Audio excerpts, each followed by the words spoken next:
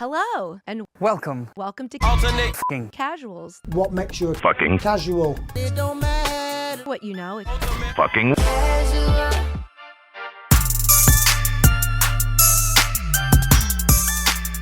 All right, here we go. Ultimate effing casuals.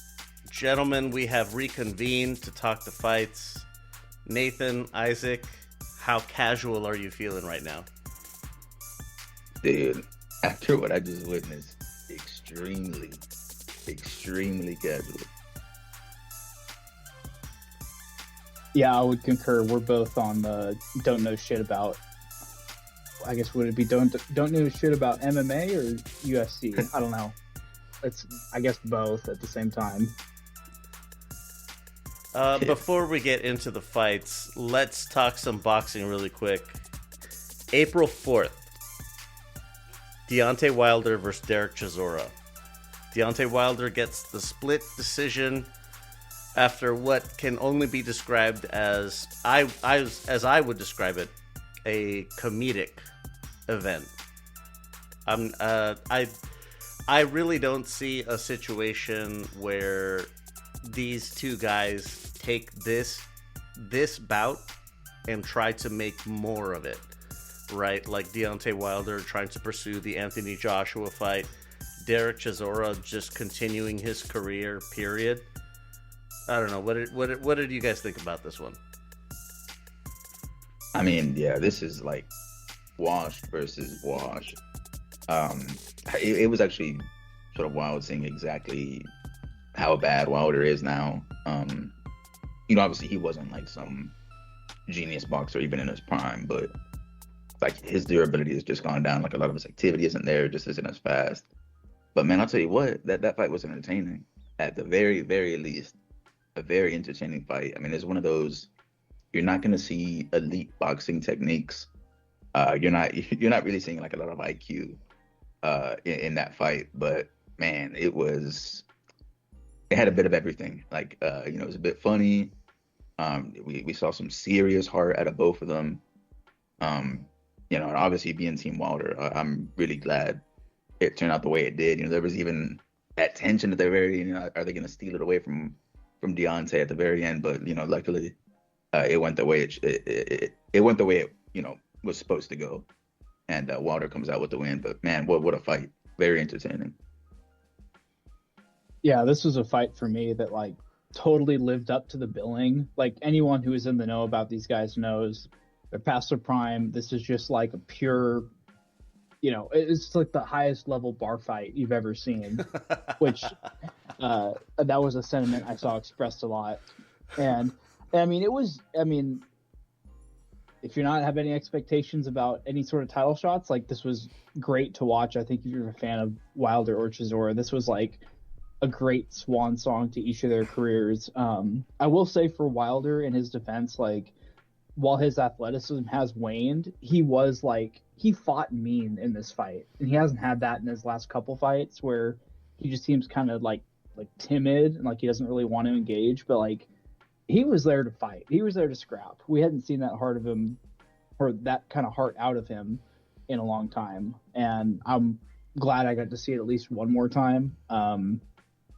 This really is like no one could have lost that fight. That was, there's a lot of action there. I mean, in this sport, in this division especially, I think we're conditioned to like getting less than the billing says, and so I'm glad that we got something exciting out of it. Yeah, dude, from start to finish, that fight was insane. Like, there was the stuff with the ref that the ref was doing. Was it like in round 3? Wilder had Chisora like extremely hurt, and Chisora backs up to the corner, and the ref is like waving it off. But like Chisora essentially did what Tank did in calling a timeout, and the referee just like obliged. He backs Wilder up, and the referee is like, "Are you okay? Can you continue?" But it's like, I mean, that probably should have been a knock. I mean, there was like the stuff later on in the fight where was it? I think Deontay is like leaning on Chisora like way over the ropes. Chisora's corner like rushes in trying to get Deontay out. I remember that. I thought that was gonna be like in a normal scenario, that would have been like a DQ for one Yeah, I of the mean, quartermen. he stormed in, yeah.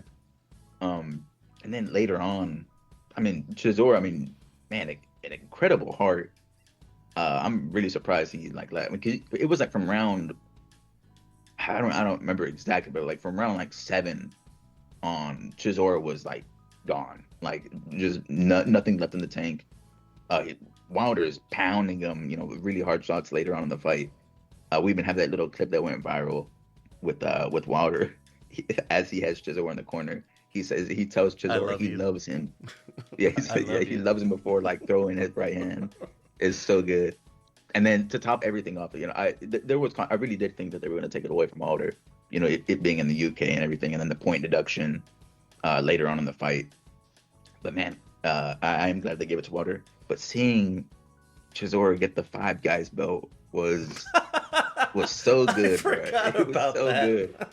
The Five Guys belt, it was so good. 5 guys, 50 fights belt. Yeah. No, but it was, That's a really interesting. creative way to call someone fat. 5 guys Well, gives yeah. you a title. Yeah. Actually, speaking of, I don't remember seeing a Chisora burger picture after the fight. Now that I'm thinking back to it. We'll talk about it more next time with Anthony Joshua, but like Deontay Wilder, as he's walking out of the ring and he's going back to the locker room, he stops and says to AJ, he says, "Let's do it." And that was that was all of the exchange. But I feel at this point, like, if we're considering who is more past their prime, I would say Deontay Wilder is. But like, this isn't 10 years ago when they were supposed to fight. I feel like AJ takes it at this point. Yeah, I mean, Wilder's legs are just gone. Like, it's like one of those things. Wilder, like, whenever you get him hurt, like after that, he's just completely unstable the rest of the fight. And I feel like AJ would capitalize on that at this point. I think he's got enough skill in boxing. But I will say this though, with the caveat, I believe prime Wilder versus prime AJ. I believe that Wilder takes that fight. 100%. Back in the, if they I would have agree. done it if they would have done it back in the day, I would have 100% backed Wilder. But nowadays, yeah, I'd probably lean AJ. Yeah, I would think I would lean AJ too, but I definitely would give Wilder a hell of a puncher's chance, just because we've seen the Dubois fight out of AJ where, you know, completely throws caution to the wind, throws technique to the wind, and just, I'm going to slug it out with this guy. And he ends up getting dropped several times and knocked out cold. Like, if you fight like that against Wilder, the last thing to go is his power, right? And he's, if nothing else, he's good at throwing the right straight, you know? He's good at throwing the overhand. Like, so there's a way he could win, that for sure. But yeah, I mean, I don't know, and we'll talk about a different fight that has influence on whether or not this will happen later, but I don't think it's in the cards anytime soon. Yeah. And I wouldn't want it. I think Wilder should probably just retire. Based on this performance, I would agree. But just like you said, the last thing to go is power, and Wilder is, I don't think, I like even greats like when we still had him, George Foreman, Lennox Lewis is also agrees that Deontay Wilder's like all-time power. It's not even up for debate. Like, he is one of the hardest punchers that has ever lived in the sport of boxing. So if nothing else, Wilder still has that. Excuse the pun. It's a wild possibility that he could land something on AJ. And like you said, AJ can be drawn into brawls he doesn't need to be drawn into. He did the same thing against Andy Ruiz. He did it against Daniel Dubois. Getting drawn into a brawl with Wilder, it's just really inadvisable, like, for anyone. But That's enough boxing talk. Let's move into the MMA news. Kai Asakura is moving to bantamweight, and he will be facing Cameron Smotherman as his first fight. Did he look like he had trouble making weight at Fly? He was shredded at flyweight. I mean, I don't know if I would say he looked like he was having trouble, but he was very lean when he weighed in. So I definitely could see that. And I mean, he's also had issues at flyweight too. So he's got 2 losses there. He's been like physically manhandled. So I understand moving up in weight if he doesn't have the strength to do it at flyweight. Yeah. That's a tough first test though. Like Cameron Smotherman, he's hot fighter right now. Yeah. I mean, we'll see how it goes. Always interested in these type of like jump ups in weight and everything. And you know, Kai's one of the big Asian names in the UFC at the moment, so should be intriguing. Yeah, I hope he finds what he's looking for. Like if it's more like a little bit of extra power at a higher weight, or just the weight cut is easier. Whatever it is you're looking for, man, I hope you find it. Because you're taking a big bite for your first fight at bantamweight. So hopefully this is what you need. Chael Sonnen will be joining the Paramount Broadcasting commentary team for quote-unquote enhanced coverage. I don't know what to make of this. I don't know that much about Sonnen. Sonnen was like the original shit talker. Like he was the first character the UFC had. And so just as like someone on the broadcast, I think it'll be like, you know, kind of I don't know what the term is, but it'll be fun for all the wrong reasons. That's what I'm trying to say. He's just there to antagonize the fighters?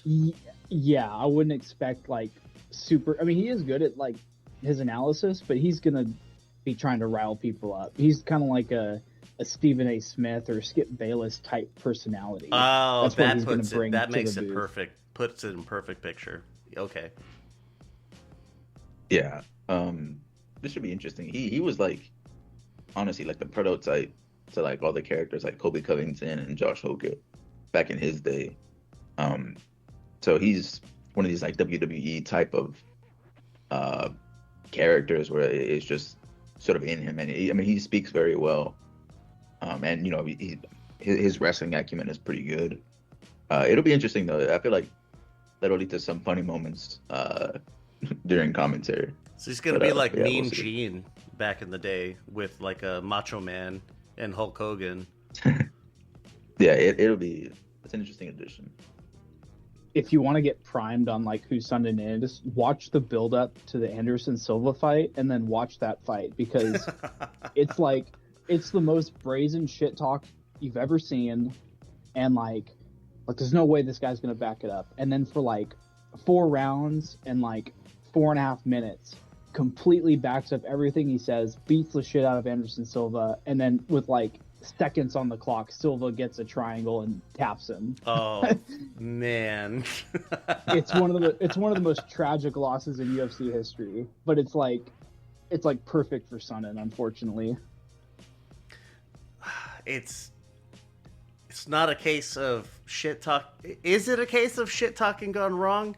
Because like you said, he was in charge for like up to 30 seconds left on the clock. Oh man, is that what it is? Well, he never got the big win after that, though. You know, and if you talk like that, you got to win, right? I mean, it means nothing if you lose. So yeah, take heed, Colby Covington. This is an interesting headline. Leon Edwards versus Uros Medic. This is supposed to headline an Apex card. I feel like I'm being proven right every single time we see a headline like this. They just call it an Apex card just to see how much backlash there is. Can we get away with making this an Apex card? or do we have to put it on location? That's what I think is happening here. That'd be wild, like Kinda considering Leon is an ex-champion. Exactly. He's got like one of the more exciting moments in the UFC, like his head kick KO over Usman. Yeah, it would be a little bit wild if they put him on the Apex.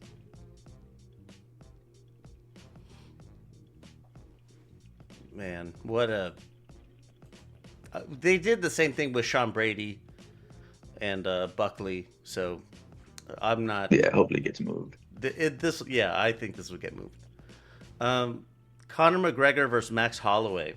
This is being speculated for sometime in June, I think for International Fight Week, is what I read. Yeah, I think that's a good fight. Probably the best fight you can make for Conor at the moment. But I guess someone not named, part of Khabib's camp or Nate Diaz. That's probably the best fight you can make. I think if you want very fun fight. If you want to cash in the McGregor money and also have a legitimate competitive fight, like this is the best you could do, because Holloway's not gonna, wrestle him. He's gonna stand and strike, and so we're gonna actually see, like, does Conor really have anything left in the tank? This will show if he's able to compete. Because if he can't beat Max, all due respect to Max, but like very limited in what his skill set is, right? Everyone else at lightweight can wrestle to some extent. So like, if he can at least be dominant on the feet, then like, okay, well, we know this is just for show. Yeah, like the fact that this is a rematch as well was intriguing, because like the first time they fought, Conor torched him on the feet. Holloway was like pretty young. I don't remember if it was very early on into his UFC career, if I remember correctly.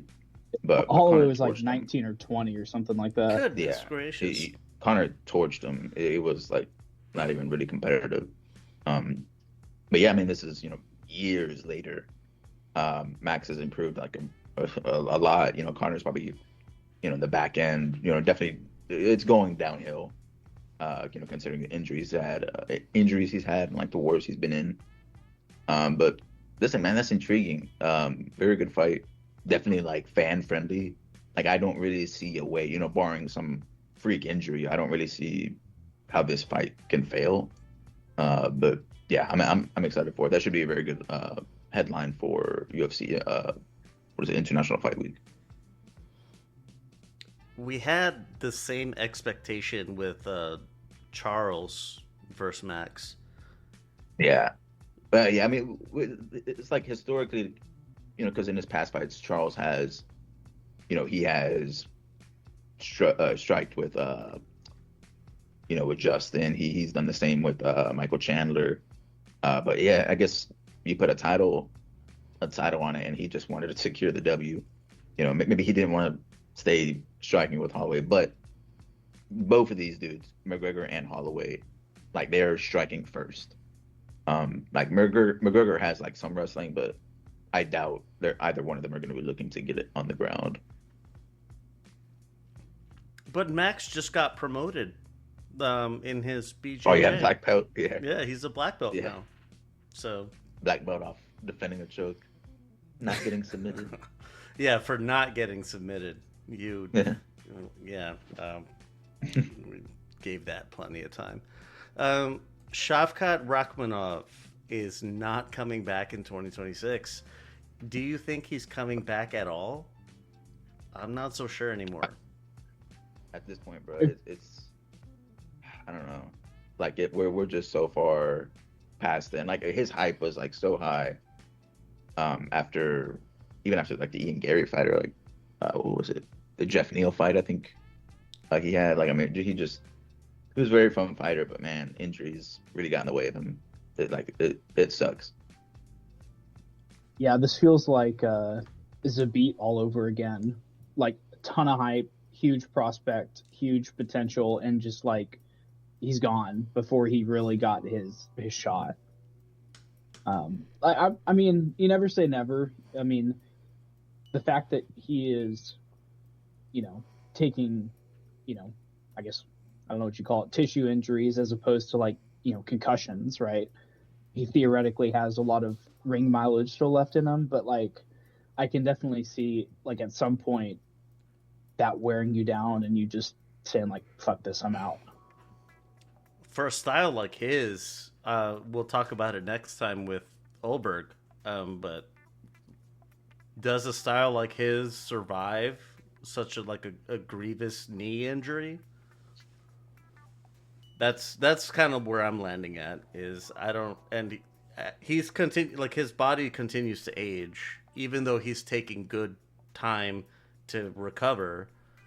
I don't know how like a really kinetic style like his is gonna survive a major injury like that. And as he gets older, just my speculation. Yeah, that would be rough. Coming back, it's one of those things. Even if he does come back, it's gonna be on our minds. Like his first fight back, but like, are we gonna see the same guy, we saw on the way up? And most likely not. But I mean, hopefully it's okay. I once met a guy who was he was on the Pittsburgh Steelers, then he moved to the Indianapolis Colts, and then he moved to the Cardinals, which is how I met him, because he was in my city.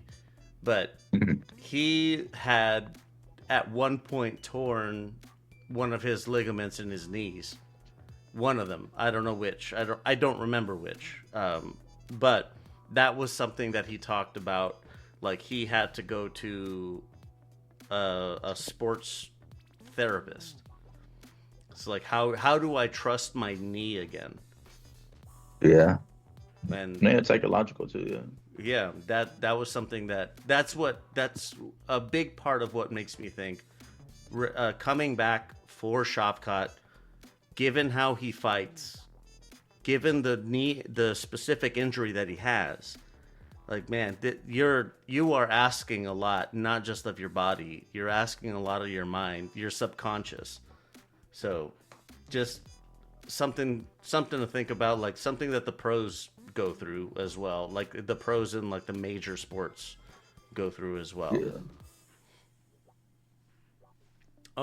Gable Stevenson making his UFC debut at 329. I've been hearing a lot about him having trouble with striking,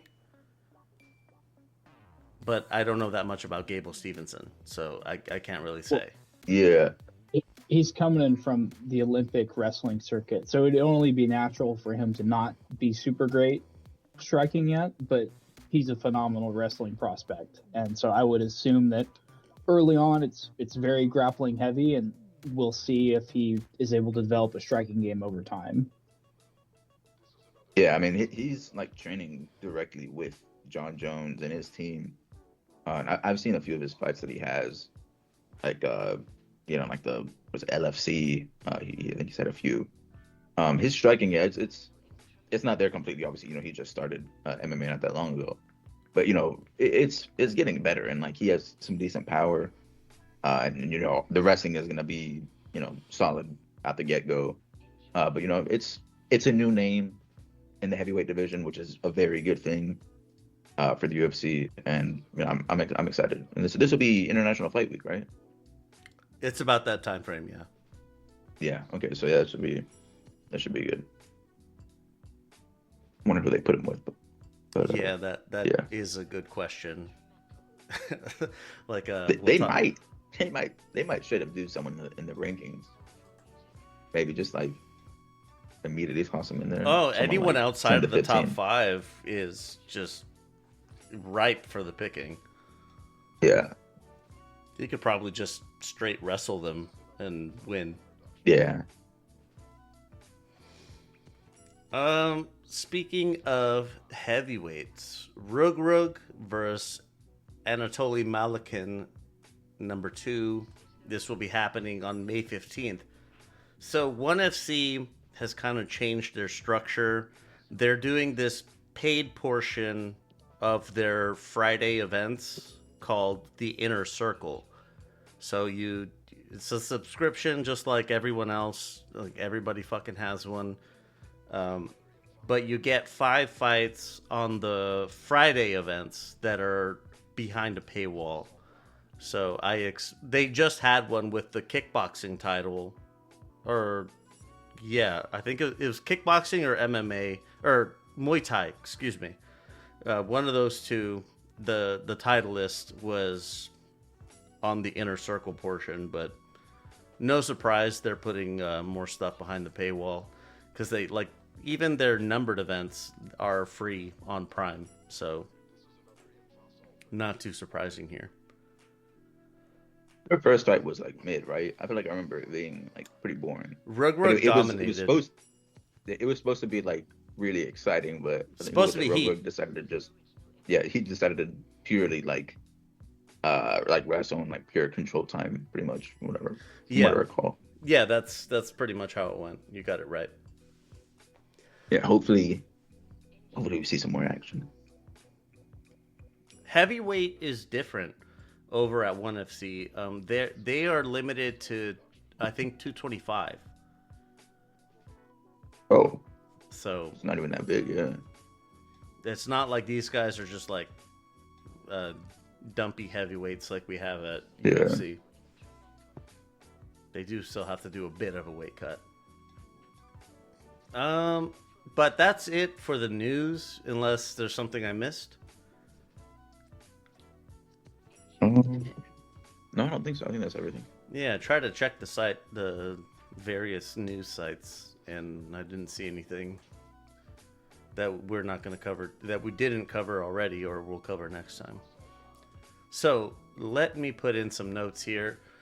LVX Media Net, that's the social media handle on everything.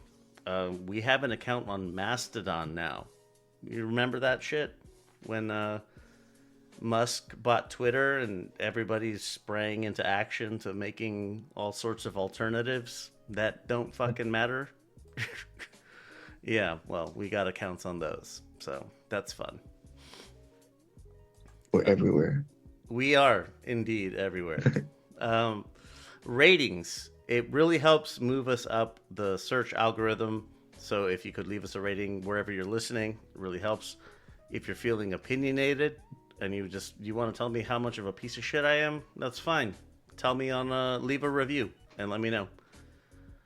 If you want ad-free, go to lvx.be/Patreon. Get yourself signed up. And one last note, one of our ad sponsors, when I recorded it, it was the sign-up bonus or whatever, what the incentive was $100. I got that raised to $150. So I make this shit work for you. The ad sponsor is called Current. Let's be real. Building or rebuilding credit can feel like trying to open a door that's already locked. You need credit to get credit, right? It's a loop that doesn't make much sense. So, meet Current. It's the key that actually fits into that lock. Current doesn't just help you build your future, it helps you handle your right here and now. Unlike most secured cards that lock your cash away, Current offers a cash advance feature that's available on qualified direct deposits. Because life doesn't wait for your credit score to go up before the card needs a repair or the electric bill needs to be paid, Current loves to give a good head start by putting money back in your pocket. Set up a qualified direct deposit of $200 or more with Current, and you'll get a $100 bonus right to your account. It's $100 just for signing up. No jumping through hoops, no hidden traps, just a path to better credit, cash when you need it, and $100 to kick things off. Go to lvx.be/current and get signed up today, or use referral code LEONARDA798. You ever feel like you're staring at your screen through a thick layer of fog? You've got the coffee, you've got the to-do list, but your brain just isn't clicking into gear. Most of us just reach for another hit of caffeine, but that usually just leads to a crash, not a breakthrough. It's time to upgrade your cognitive fuel with psilocybin. This isn't just another supplement, it's a powerhouse of magical mushrooms that's been used for centuries to support mental clarity. It's the key weapon for anyone who needs to stay sharp and focused for the long haul. Psilocybin works by supporting your brain's natural ability to grow and repair neurons. We're talking improved memory, sharper concentration, and a steady flow of mental energy that doesn't leave you jittering, just alert. Whether you're grinding through a complex project, studying for a big exam, or you're just trying to stay locked in on what you're doing, this is the clarity you've been looking for. Stop struggling with the fog and start tapping into your full potential. Go to lvx.be/soul, get 30% off your order, help us out a little bit in the process. That's lvx.be/soul.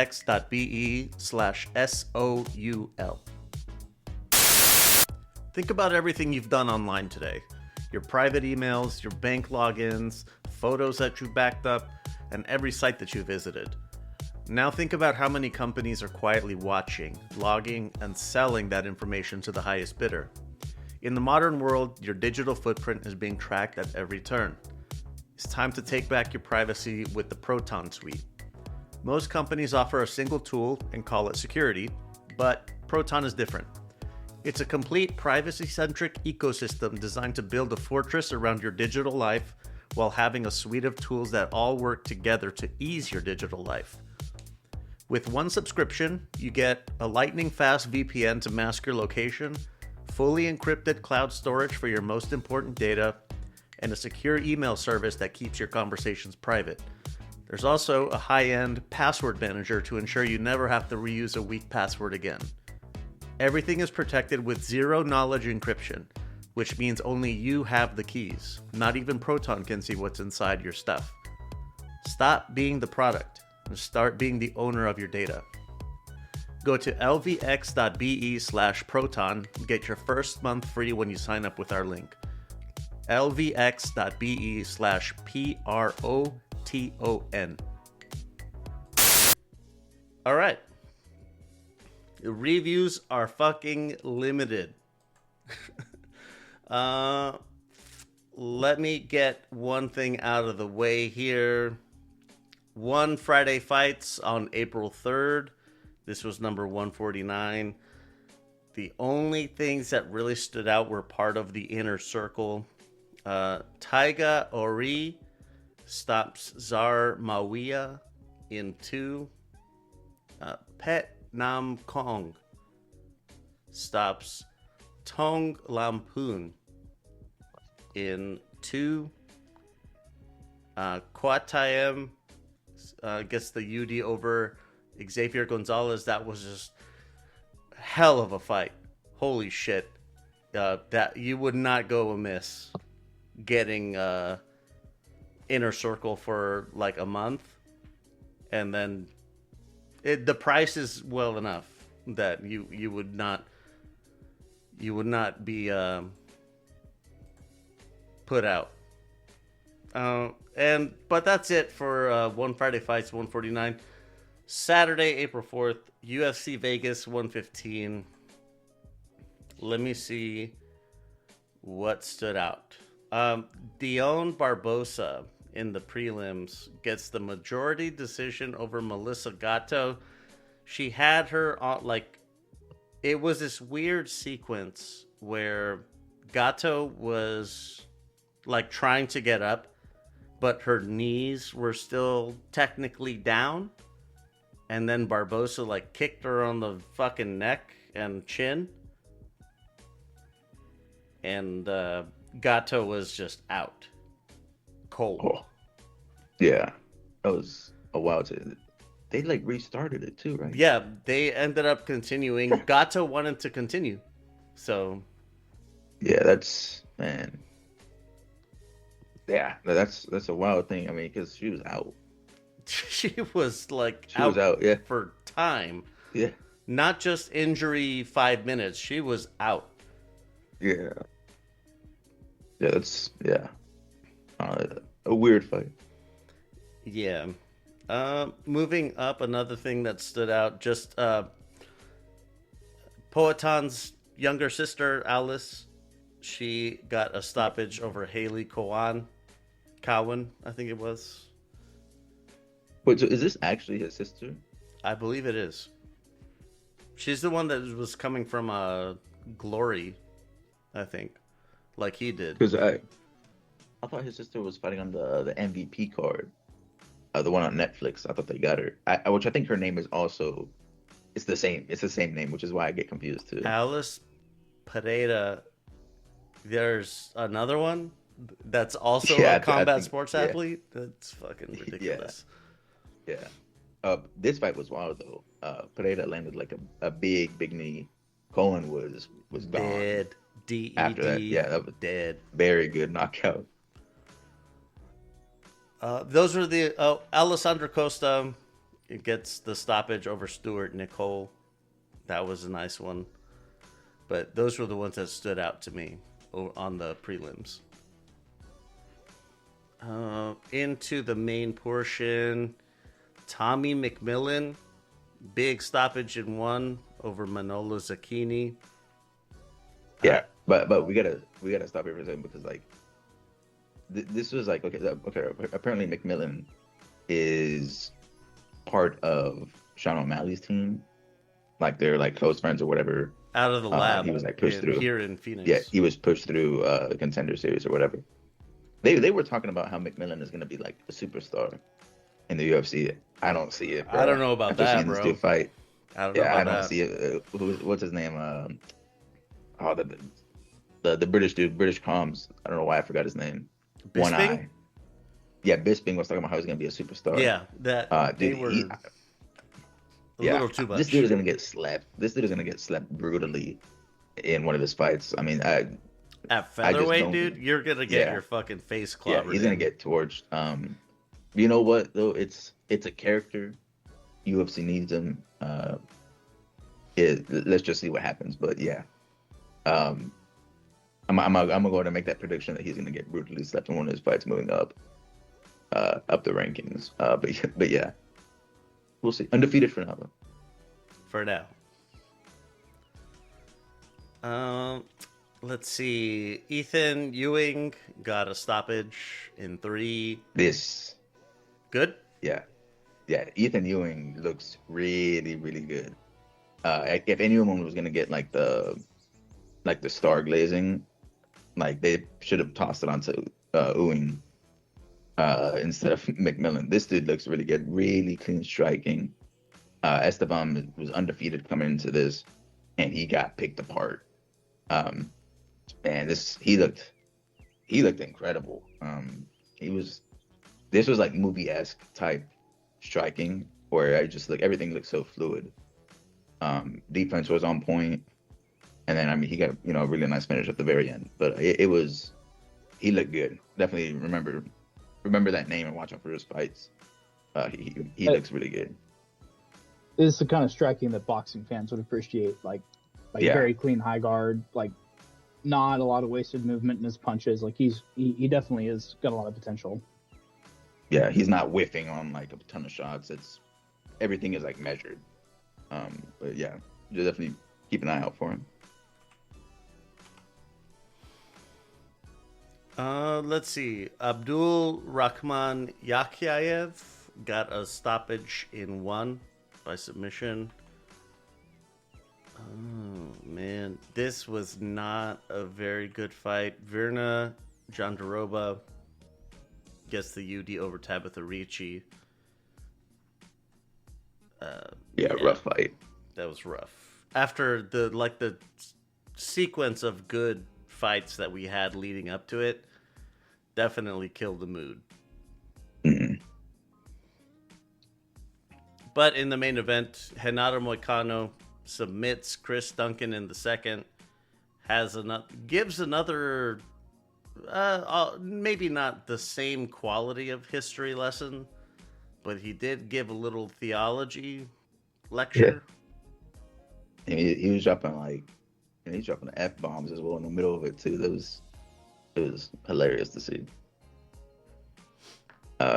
He demolished Chris Duncan. Like I don't think it was ever close in the fight. No, this was an incredible mismatch. It was a mess. This was an incredible mismatch on paper. I mean, and it was kind of funny how afterwards he's like, all right, now the UFC owes me an easy fight that's also like someone in the rankings.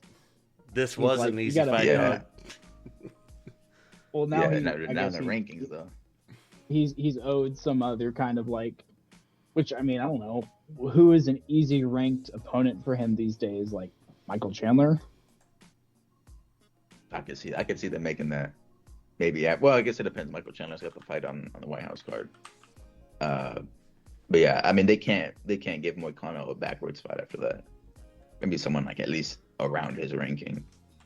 I mean that Chris Duncan looked like he just didn't belong in the octagon with him. His face was all kinds of torn up, and then just submitted at the very end.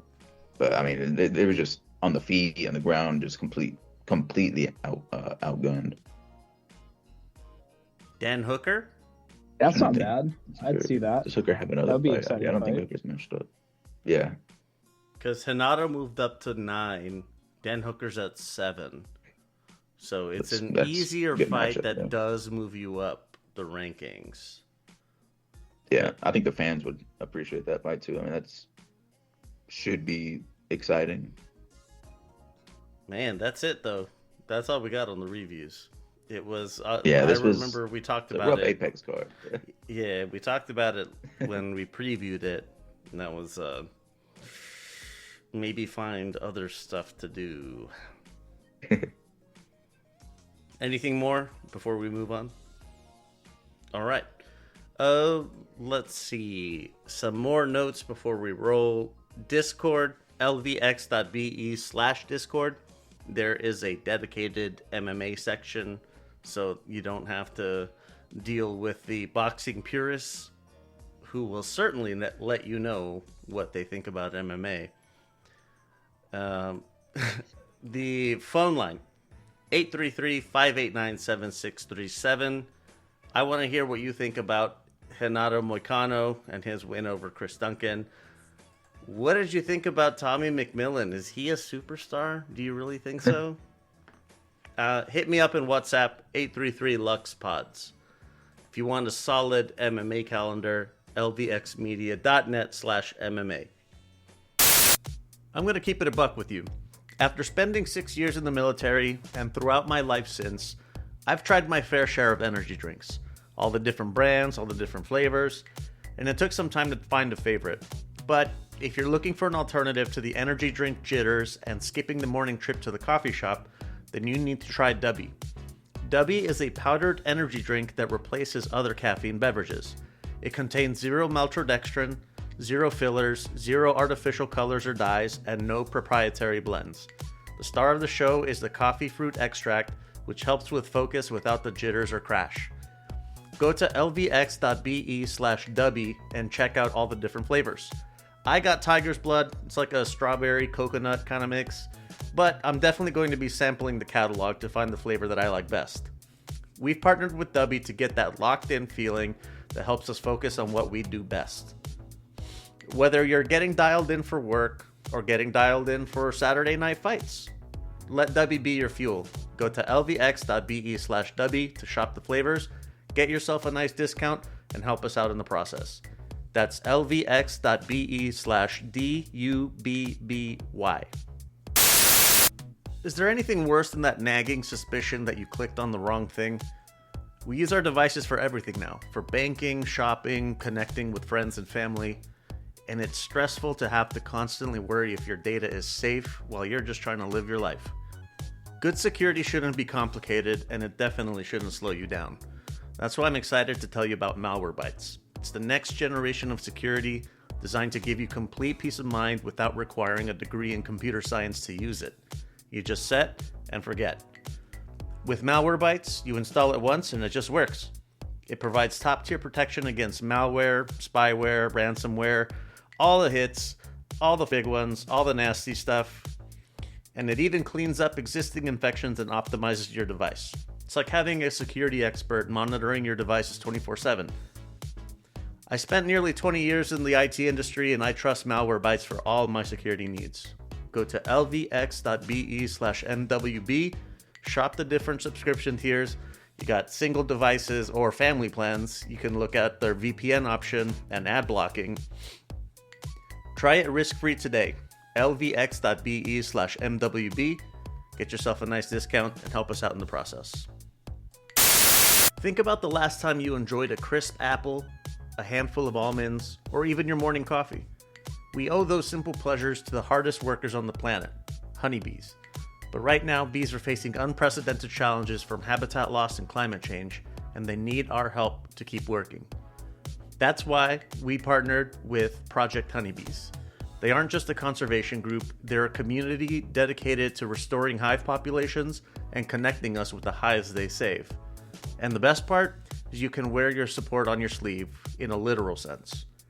The Project Honeybees create stunning handcrafted bee-themed jewelry, from delicate gold necklaces to sterling silver bumblebee earrings, and each piece is a conversation starter. More importantly though, every single purchase directly funds the placement of new hives, rescue of bees that are hived in precarious spots, and the protection of local pollinators. When you wear Project Honeybees, you're telling the world that you stand for nature's most vital workers. Look good and do even better. Help us save the bees, one beautiful piece at a time. Go to lvx.be/bees and use the discount code LEO33862 for a nice little discount. That's lvx.be/bees. Be the change. All right. Previews are light. We've got PFL Belfast. First thing, Paul Hughes is out at the headline, and it's Darragh Kelly versus JJ Wilson. That's a major loss. Kills the card. He was like the one, to be honest. Yeah, he was really the one that people were going to show up for. Yeah, I mean, I don't know what else. I mean, they really have no one else. There's nobody else on it. Yeah, that's a tough break for PFL because I mean, they did the right thing by putting Paul Hughes here, in Belfast, the home crowd. But the fact that he pulled out, or I mean, was he injured? I think he was injured. Yeah, that's tough loss. Yeah, this card is like barely watchable. We'll catch some highlights though online. Yeah, that's the best you can bank on is catch the highlights.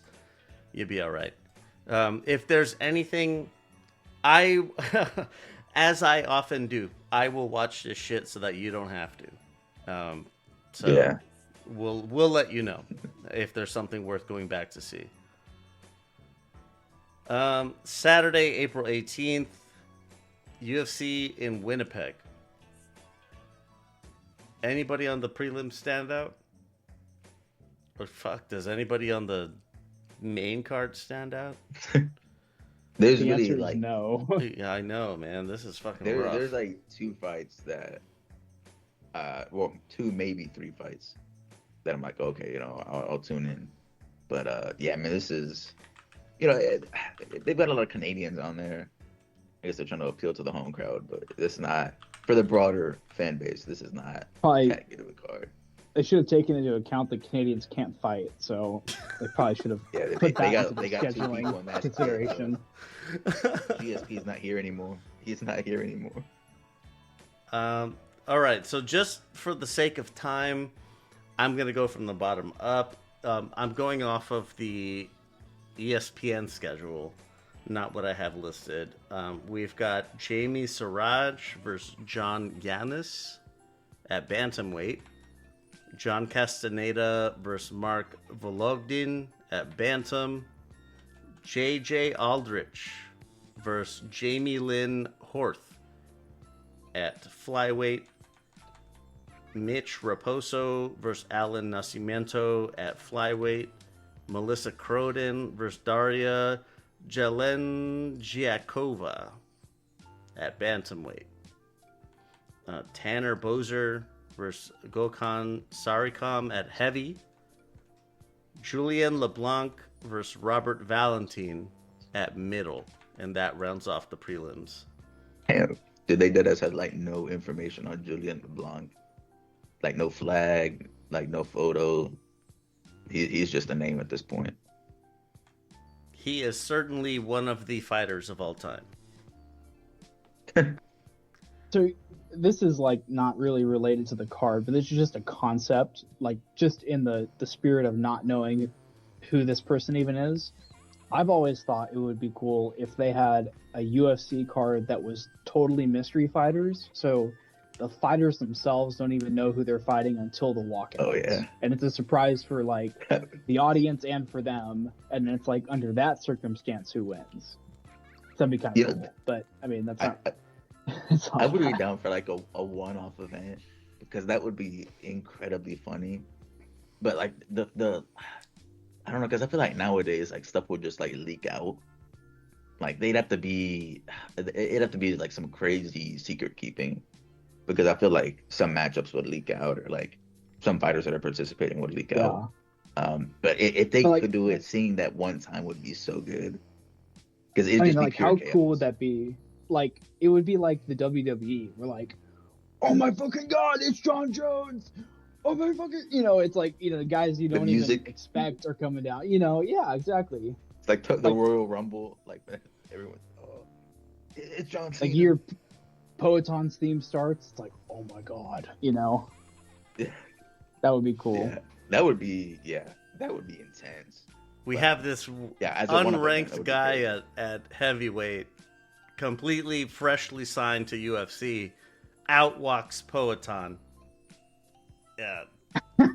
Like, holy and then the other dude that's already in the cage is like his eyes are like bugging out. Like, oh my god, what have I gotten myself into? It's like, imagine like, I don't know, like someone like Anshul Jubilee, he does his walkout and then like, I don't know, his opponent is like Islam Makhachev or something, Ilya Taporia, something like that. Yeah, I mean, some of these it's like lamb to the slaughter on some of these matchups. If they were to make it. But yeah, that would be, I agree, Nathan. That would be hilarious to see. I would love to see a Taporia Makhachev fight happen like that, because both guys are accusing each other of being scared, and then you'd actually see if either of them are actually scared in that moment, like they're getting the live reaction at the same time we are. We need to have a camera split. One on the person who walked out first. They're already in the cage. A camera on their face, and then a camera on the guy walking out. Because they're just realizing who they're fighting to. That's fucking perfect. Yeah. We just need to make all combat sports like that. Nobody needs to know who you're fighting. Like, let's see how good your skills really are. We're not game planning. We're not trying to like work the jab clinch to disrupt the other person. Like, no, we're gonna see what you can do on the fly. Oh shit. To finish off this Winnipeg card, the main portion, Denis Buzukia, I think that's what that is, versus Marcio Barbosa at featherweight. Thiago Moises versus Gage Young at lightweight. Yasmin Yazdavicius versus Karine Silva at flyweight. Mandel Nalo, I think it is because he's Canadian, versus Jai Herbert at lightweight. Kyler Phillips versus Charles Jourdain. Not bad. It's a good fight. Yeah, this not is a good bad. Fight. Yeah. That's at Bantam. Definitely watch this one. This should be a good fight. And Gilbert Burns versus Mike Malott at welter. Potentially could be the last time we still see Gilbert Burns, depending on how it goes. Man, he's fucking older than I am. Yeah, he's old. He's been here for some time. He's taken a lot of damage. It would be extremely hilarious if Mike Malott like lost again at home. But we'll see if it happens. I expect him to win though. Like Gilbert Burns is just so old. I mean, he looked rough his last time out, from what I remember.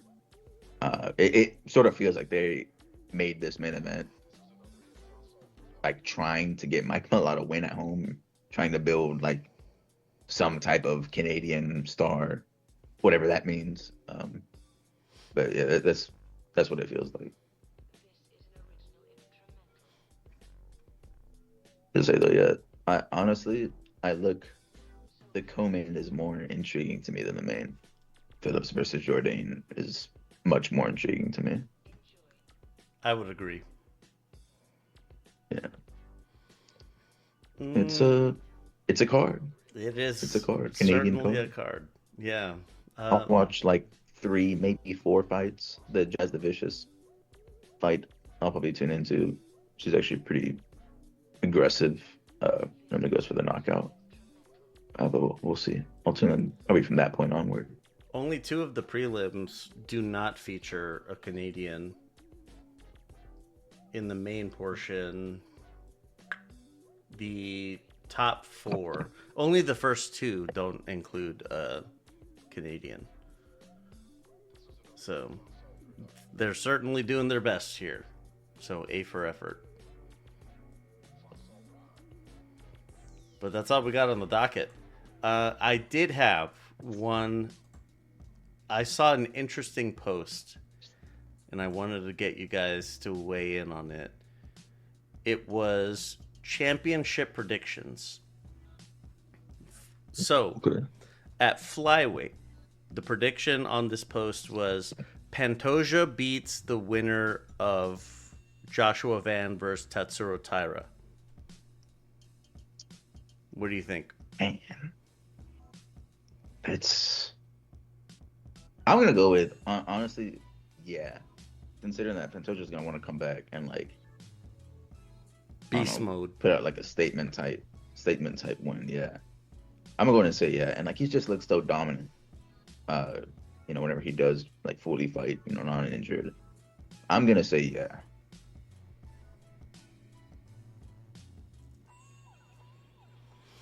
Bantamweight, Piotr Jan beats Merab in the trilogy.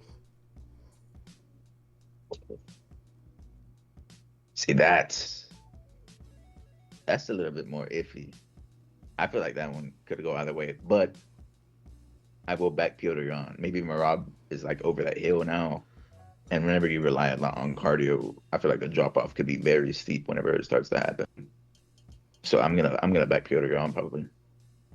I think I would take Merab, and like no disrespect to Jan. Jan was my boy for a long time, but he's objectively been in more wars than Merab has. Like he's gotten beaten badly a couple times, and I just think that Merab's earned a little bit of grace. He's been so dominant for so long. I'd have a hard time believing that their second or their third fight is just a repeat of the second. At featherweight, Volk beats Evloev and another challenger in 2026. Ooh. I think he does. I'm sorry, go ahead. Oh, okay. I was just saying, I do think he beats Evloev, but I'm not sure. I mean, it's gonna depend. Maybe if they can get another fight like end of year, like December. And then obviously it depends against who as well. How would I would imagine probably like someone like John Silva. But yeah, I gotta back Volk. But yeah, I mean, I would say yes on Evloev, and then if they can schedule another fight, then yeah, I'll back Volk. Yeah, I would take that bet too, and I would even take the bet if it was against John Silva. Like I think Volk would make him look silly. Yeah, I don't see anybody in the rankings that beats Volk. I don't know.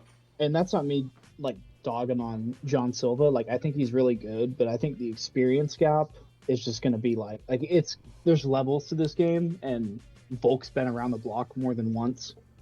So I think that would show off in a fight like that.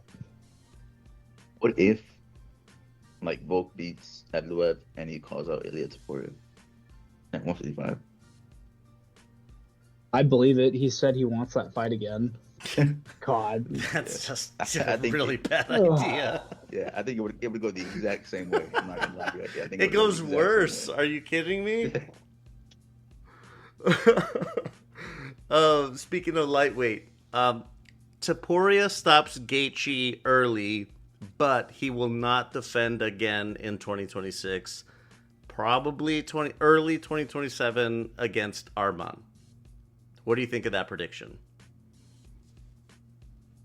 I think that's the depressingly accurate prediction. I'd like to believe that he would want to defend sooner than that, but like that seems to be a very consistent through line with every UFC champion these days, except for like Alex Pereira. It's like I got the belt and then like I'm kicking my feet up, like call me in a year. That's about the cadence that these guys fight. So that's depressingly accurate, I think. Yeah, I think 1,000% on Topuria stopping Gaethje. I feel like he's gonna sleep Justin in like maybe a comical way on the White House That training card. video really fucking got me. Yeah. And then I don't think he'll fight again this year after that. But yeah, hopefully it's Arman. Hopefully. I would accept a Patty fight. I won't lie. I would be okay with that. Even if it's unearned, I would, like, sure, fine. With the caveat that they'd have to do it in like Europe. In somewhere. Spain. Preferably Gotta be in Spain. Yeah. Yeah, I would accept it if they did it over there because it would make sense, with it being like, Spaniard versus like an English dude. It would make more sense, but I don't know. Yeah, we'll see. Hopefully, Patty can get a win in the meantime as well. That would definitely help things. What if Patty fought Arman? Oh, no, it's over then. Patty's gonna he'd get annihilated by Arman. You think so? Yeah, he'd get dismantled. Yeah, it'd be really bad. Yeah, Arman keeps busy. He keeps his wrestling and his jiu-jitsu really sharp. Yeah, it if would he's not like striking. literally. Patty doesn't do anything better than Arman does. Like the grappling advantage that Patty normally has, it would just not be there. And his striking, I believe, is worse than Arman's at this point. I likened that to Evloev versus Murphy. It to me, it's like in that same vein where it's the Brit versus the Eastern Euro. Yeah. And the winner gets a shot at the title. Not that Arman needs to prove himself anymore at this point, but for the sake of the UFC brass, who does need, they need something to prop him up on. To be honest, like, what if Ilya has turned a new leaf? Like, divorced Ilya is now just like taking fights left and right to get over his breakup, his ended marriage, and like if we're saying he's gonna annihilate Justin, maybe he takes little to no damage versus Justin and can like turn around somewhat quickly. I think if that is truly the case, that makes a more dangerous Ilya. There's more rage, more anger, and just taking out your feelings through your fists. Yeah, I don't see know, that if going we were to see him, better for anybody. maybe like in November. I guess depending on how it goes. If he takes no damage, I could be convinced that he would take a November fight in New York. I could be convinced. Welterweight. Islam beats Ian Gary or Michael Morales in August and does not defend again until 2027. This one, yeah. Yeah, I think that's it's pretty easy. Ian Gary, and this one, I don't think he fights at all in 2027 after that. If it's August, that I don't see that happening either. Yeah. Middleweight. Chimaev beats Strickland, does not fight again until 2027. This is half right. He won't be fighting until 2027, and that's because Strickland's going to beat him so bad that it's going to take him more than 12 months to recover. He won't actually get ragdolled, but like, I think Strickland might win, guys. Like, I might be crazy and I might not know shit about fuck, but like, I think he's got a chance. He just can't get, if he doesn't get bulldozed in the first 2 rounds, I think it's a real fight. That's a fair assessment. I can agree with that. I'm gonna go with yes, he doesn't fight until 2027. But I do think he beats Strickland. And I think potentially we're talking about he goes to light heavyweight after that. For another belt. But yeah, I think that is a correct statement. All right, light heavyweight. This one, it's important to note, these predictions were made before 327, and 327 happened before we sat down to record again. So the prediction was Yuri beats Olberg and defends again in 2026, but Olberg won, and it doesn't look like he's going to be fighting again this year. If he does, we gotta scrap like, this one at all. Yeah, so like this, let's just take a guess. I'm gonna make up my own prediction here. Yuri versus Ankalaev for the interim belt, and the interim belt is defended later this year. I'd have to go with no on that one. I feel like they won't give it to Yuri. I think Ankalaev will be involved, but I think they'll choose someone else. Maybe even, there was another fighter on 327 who did well at light heavyweight that they'll add on. True. Mr. Costa. But yeah, I think, I don't think it'll be Yuri. Wait, is this, are we pretending to like have not seen this fight already? No, we know that Olberg beat Yuri. Yeah, we scrapped it, yeah, this one. But it's the prediction says that Yuri beats Olberg, and that didn't happen. Or are we saying that he beats him later this year in a rematch? Is that the? No, Olberg beat Yuri, but Olberg is injured. So what happens next? I had posed Yuri versus Ankalaev for the interim title, and the winner defends it later this year. Yeah, I don't think. I just don't think they'll call an interim belt that quickly. I think they're gonna. I don't think you could give Yuri an immediate title shot after that loss. So, I would say that the belt stays in Olberg's hands. I don't think they call an interim this year, if I'm being honest. I think they may call one like early next year. If Olberg looks like he's going to be out, a full 12 months, but that's what they did for Hill, right?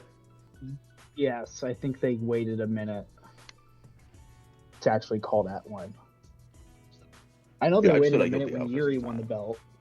I think Yuri won the belt and was out, and I don't know if they ever actually called an interim for him. No, remember Yuri vacated, like whenever he got injured, he just like straight up vacated. Like it was almost like no time passed.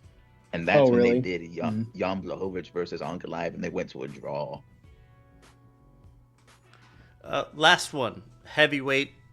Poatan beats Cyril Gane, and the prediction extends into he fights Aspinall by the end of the year. That one I'm not sure about. I'm sure I would agree with Poatan beating Gane. Shit, I hope so. I would say this exactly happens. I want to say yeah because I want it to happen, but Poatan beating Gane is going to be. I feel hard because I feel like Gane is going to try to wrestle some and use his size, but I'm going to say yeah because I really wanted to. I wanted to go down this way. This is the ideal outcome. Yep. I would like for Poatan and Aspinall to fight by the end of the year. Well, we're in April right now. He he could be Aspinall. I mean, could be ready by November. It's possible. Yeah, apparently he's starting to get better, but he's not medically cleared yet. But yeah, hopefully by the end of the year, like December or November, maybe he can fight. We care, Aspinall. We care, Tom. We care that you're getting better. You don't have to fucking rush your shit. Fucking get better. So that there can be no questions whether you win or lose. But that's all we got on the docket. I just wanted to get those predictions out there because they were actually pretty. They were compelling to think about. Other than the light heavyweight one, which fell apart. But let's see. We are heading into UFC Winnipeg and the abysmal PFL Belfast. Parting words. Listen, we're going in. This upcoming weekend is for the Canadians. Everyone's gonna get their little slice of pie, and this week is the Canadians. It's not that good of a card. But there's like 1 or 2 fights, maybe 3 fights to tune in for.